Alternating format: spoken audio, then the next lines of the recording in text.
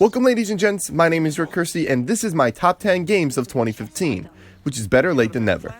Before we get started, I wanted to first say that this is all my personal opinion, so it's okay if you don't agree with some of the things on this list. Also keep in mind that I don't own a PlayStation 4 or a Wii U, so don't be surprised when Bloodborne and Super Mario Maker don't make an appearance. And there were, of course, some games that I just simply overlooked, like Telltale's Game of Thrones and Just Cause 3. With all that said, let's get into this list. Number 10. Mad Max. Mad Max may have been pretty standard procedure and could have been better in some areas, but it was a game that still stuck out in my mind at the end of the year.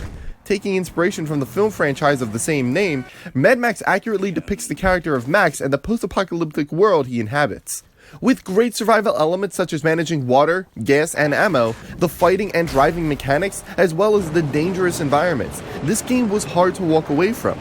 There were so many layers to it as you customized your vehicle, waged a personal war against the local war parties for control over territories. It was just a great blend of standard open world features and survival elements, something that is perfect for a Mad Max game. Number 9. Call of Duty Black Ops 3. Treyarch delivered again with another Call of Duty and the third installment into the Black Ops storyline. While not the greatest Call of Duty of all time, building upon the new mechanics introduced with Advanced Warfare, as well as introducing some newer skills, gave the franchise a fresh feeling without changing too much about the formula that makes Call of Duty so beloved. But it was the story and the zombie mode that gave this game the number 9 spot. The zombie mode is everything you love about zombies while also introducing something new for players to explore. Much like what we have come to expect from Treyarch, the story was well thought out, while also touching on some themes that I was hoping the series would one day explore. Because of gameplay and narrative, Black Ops 3 was a game that I had to bring up, even if some people might not agree. Number 8. Dying Light. The biggest surprise and the 8th best game of the year goes to Dying Light for creating a supremely immersive world with fantastic navigation mechanics. Stranded in a city infested by the undead, players are tasked with surviving the hostile areas and helping out other survivors. During the day, the world is very dangerous, but manageable, while at night, the tone shifts to becoming very tense as you no longer move about quickly, but carefully and quietly knowing that you are being hunted. The environments feel lived in, the zombies look great, but it was the characters, story, and mechanics that made this game so surprisingly good. I connected with characters, was hit by big emotional moments, and had tremendous amounts of fun traversing the world. Simply put, Dying Light had no business being as good as it was, and I loved every second of it. Number 7. Star Wars Battlefront. Star Wars Battlefront perfectly captured the magic behind the Star Wars universe. The sights and sounds of this game completely immersed me as I felt I was a part of the film franchise I loved so much growing up. The game also did a great job delivering with multiple different game modes to keep things fresh. Don't feel like trying to secure escape pods on Drop Zone? Go ahead and pilot an X-Wing in Fighter Squadron. Had enough of that? Become Darth Vader and battle against Han Solo in Heroes vs. Villains. But nothing beats the all-out chaos of Walker Assault. The AT-ATs marching across the field as dogfights clash overhead, all while marching across as Darth Vader, cutting down rebel after rebel as you were surrounded by blaster fire and explosions. There is something special about Battlefront for fans of Star Wars, and it is all sorts of awesome. Number 6. Batman: Arkham Knight. Seeing as this was the first ever Batman game that I personally played, I now understand the appeal for the other installments in the franchise. This game allowed me to become my favorite superhero and did a great job depicting the world's greatest detective. It also goes without saying that the voice acting was top notch and the story was very good. What really sold me was the mechanics. I loved the hand-to-hand combat and how smooth the animations looked. I was also a fan of how you had to think before jumping into a group of enemies. Depending on what types of enemies you were facing, your strategy might be different, and it's better to observe and do some recon before making a move. Even though the controls for the Batmobile were a little clunky, it was still nice to drive it around. It's not a perfect game, but it's still very good and very fun. Number 5. Tales from the Borderlands. One of the most enjoyable experiences I had this year was with Telltale's Tales from the Borderlands. I myself am not much of a Borderlands fan, so when it was announced that Telltale was going to be doing a story-driven experience in a game that isn't exactly known for its story, I was skeptical to say the least. But I was wrong.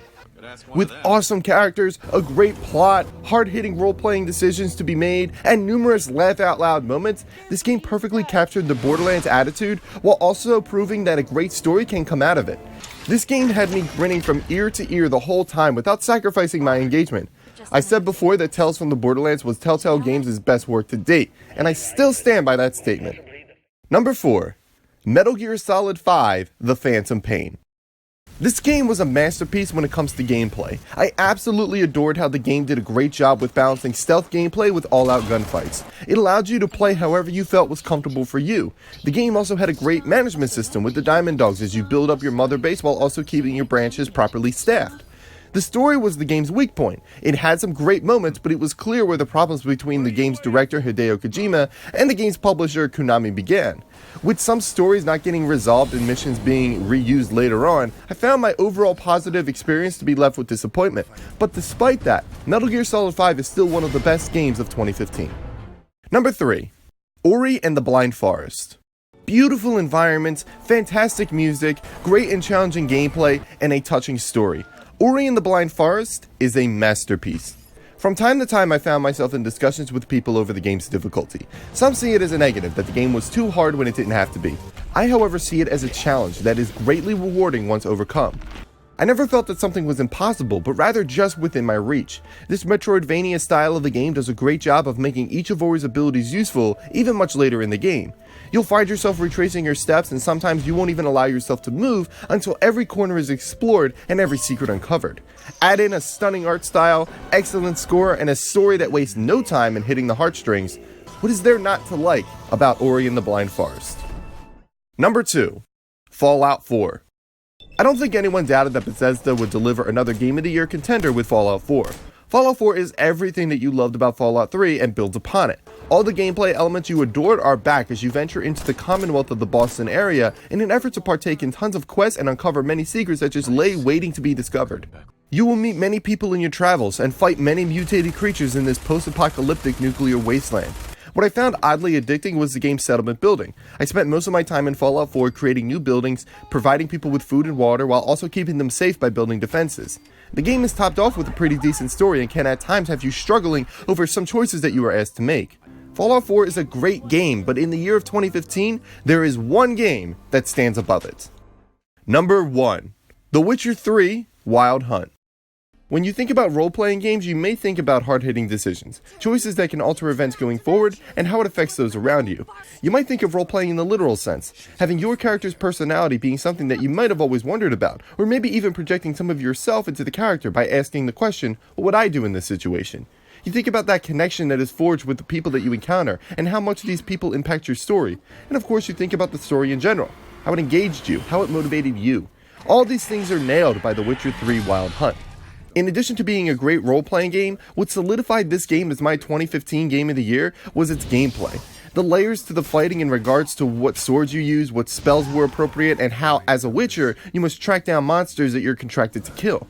How doing your research and making preparations before heading into battle can be the difference between victory and defeat. And of course, how much of your actions can affect the overall ending to your story. All this combined made the decision easy. The Witcher 3 Wild Hunt is the Game of the Year for 2015. Thank you guys for watching my top 10 games of 2015. Once again, keep in mind that this was all my personal opinion, but if you have your own top 10 games of 2015, please comment them below because I would love to see them. If you like this video, do me a favor and hit the like button and subscribe to the channel to stay up to date on any new videos.